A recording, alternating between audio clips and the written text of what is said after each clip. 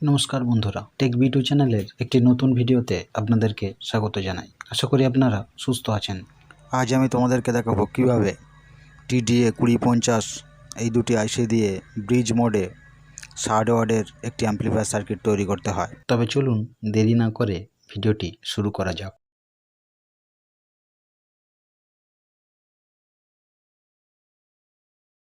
এই audio amplifier সার্কিটটি তৈরি করতে গেলে যে কম্পোনেন্টগুলো আমাদের লাগবে: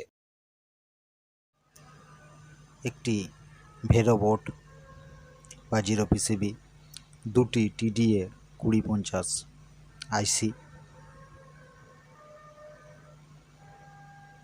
4টি 104K পলিস্টার ফিল্ম ক্যাপাসিটার, দুটি 100 mFD 50 ভোল্ট ক্যাপাসিটার, একটি 4.7 mFD ক্যাপাসিটর, দুটি 47 16 ভোল্ট ক্যাপাসিটর, তিনটি 33K রেজিস্টর,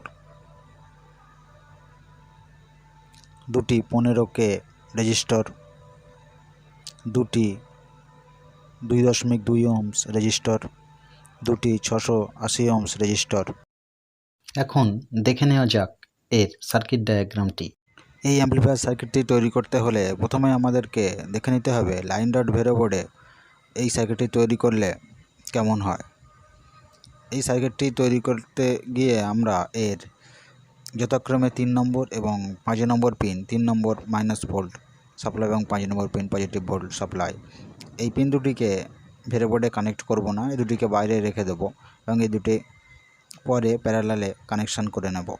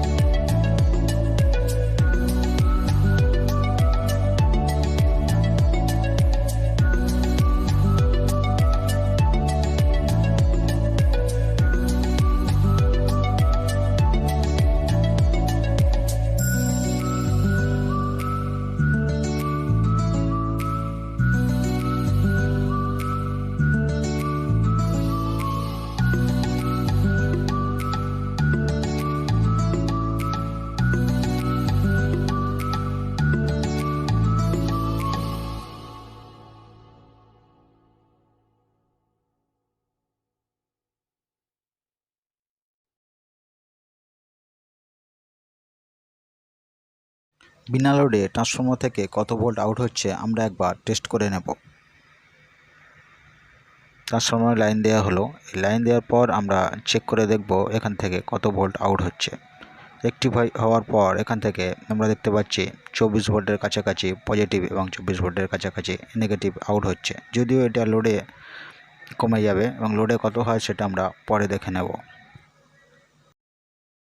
এখন সময় এসছে আমাদের তৈরি সার্কিটটি টেস্ট করার, এটি যথাযথ কাজ করছে কি না।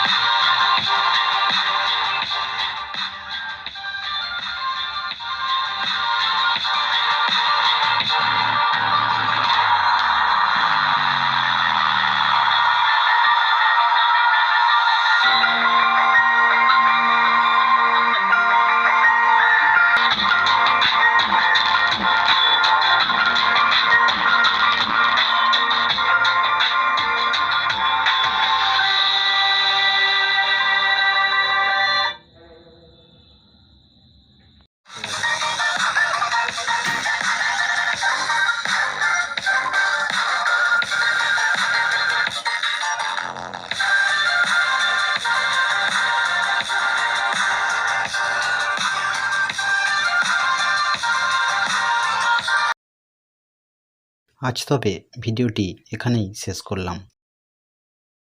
ভিডিওটি ভালো লেগে থাকলে তবে লাইক করতে পারেন, শেয়ার করতে পারেন বন্ধুদের মাঝে। আর ভিডিওটির ভুল ভ্রান্তি কিছু জানার বা জানানোর থাকলে কমেন্ট করতে পারেন কমেন্ট বক্সে, আমি কমেন্টের উত্তর দিতে চেষ্টা করব। এই ধরনের তথ্যমূলক ভিডিও পেতে আমার চ্যানেলটিকে সাবস্ক্রাইব করতে ভুলবেন না। আর সবার আগে নতুন ভিডিওর নোটিফিকেশন পেতে পাশে থাকা বেল আইকনটি অন করে রাখুন।